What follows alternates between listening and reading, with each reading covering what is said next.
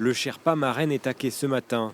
Spécialisé en sol, il s'arrête quelques jours en raison de la baisse du quota de pêche autorisé sur ce poisson. Cette année, il ne pourra pêcher que 16 tonnes contre 25 l'an dernier. C'est un coup dur pour ce patron, propriétaire de son bateau depuis moins d'un an. Il vient tout juste d'apprendre pour l'aide promise à sa profession. Pour mon cas personnel, je ne sais toujours pas ce que je vais être indemnisé.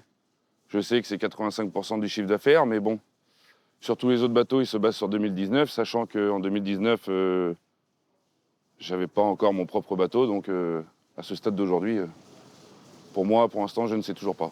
La veille, le bateau rentre après 4 jours en mer. L'équipage débarque sa cargaison.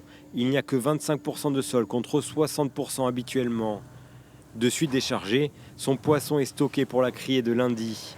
La sole, il n'en a pêché que 400 kilos à cause du quota. Je vais dire entre 2 fois et 3 fois moins.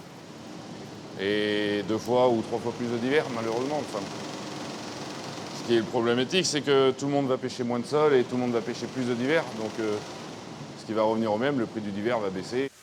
À Royan, ils sont 6 navires spécialisés dans la sole. En pleine saison du poisson, les mots d'ordre des pêcheurs sont toujours les mêmes.